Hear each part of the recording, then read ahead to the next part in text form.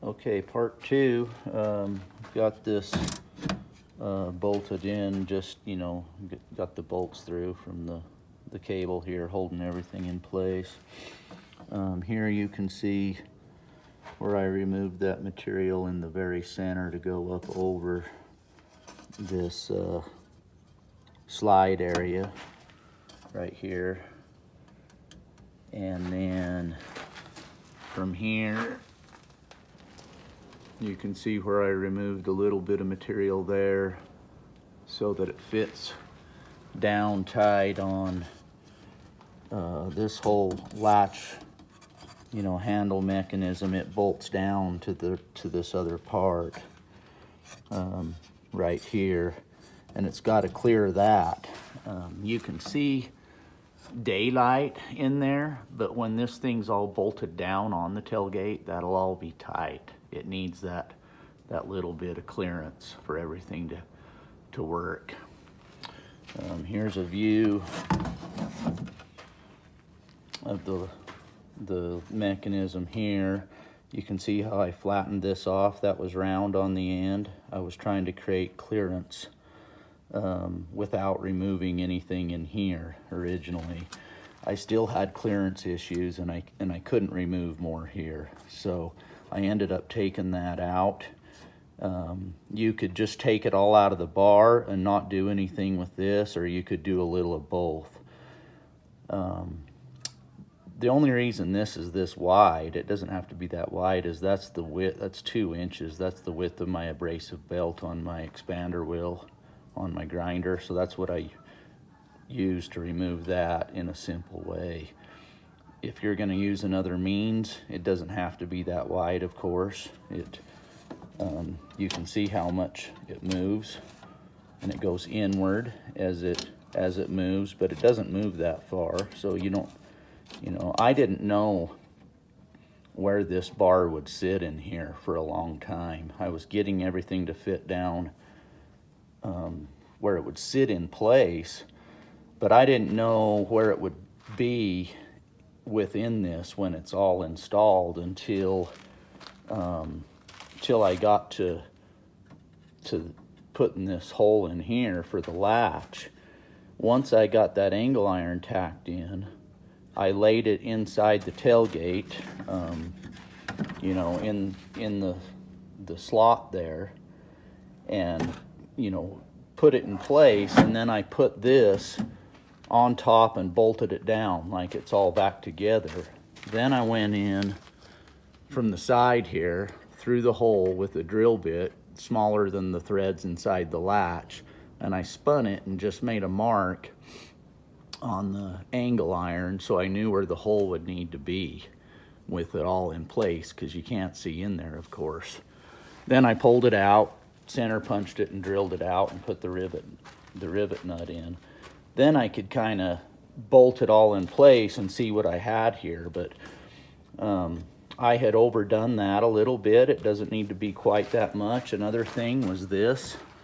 Originally I thought I might need more clearance here, and that didn't weaken that much. I took out an excessive amount. You have to take out a little bit, but it's probably only 1/8 of an inch. You might take out 1/4 or something, just to make sure you got enough room.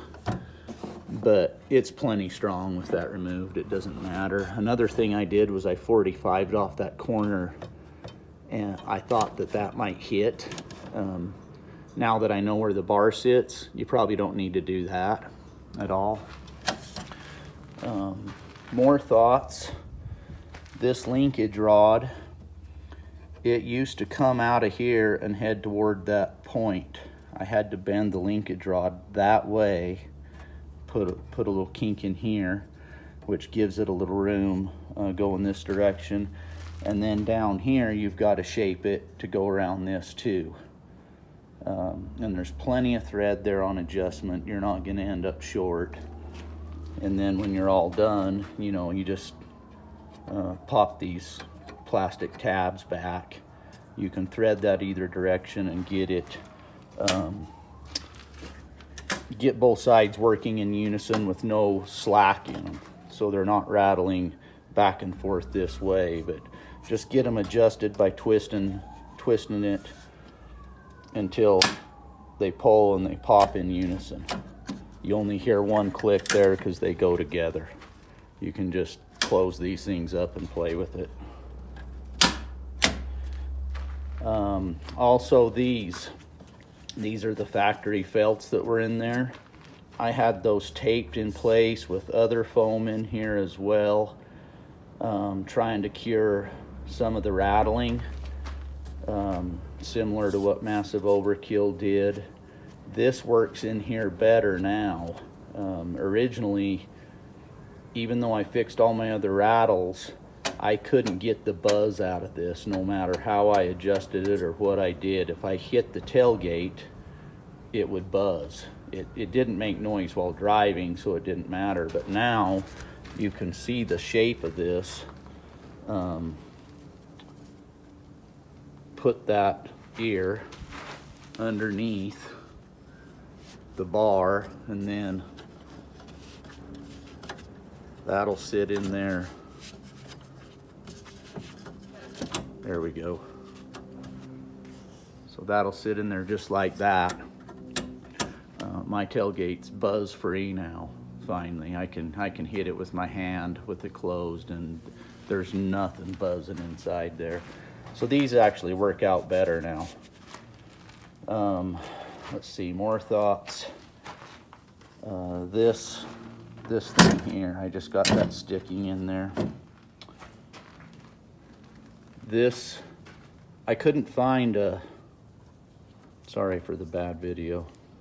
I couldn't find a bolt with a shoulder on it. You can probably just find them online or something. This is an 1.5 inch bolt. It's the perfect length to go through that and clear to the end of the rivet nut. But I found a nylon bushing or a spacer. It was smaller in diameter than the inside diameter of this, and it was about twice as wide. It was about 1/4 inch long. The center of it for the bolt was also too small, so I drilled that out. I put that bolt in there, and then when I put it in here and tightened it down solid, it mushroomed that on both sides, so it swivels. You know, when it's hooked up, this swivels with no restriction, but it form fitted it to the perfect size, and it's just kind of mushroomed on both sides so that the bolt just stays with it. When you undo it, it won't fall out. So that was one way I got around that. It's working great. If the nylon spacer wears out, you know, I might find a better way.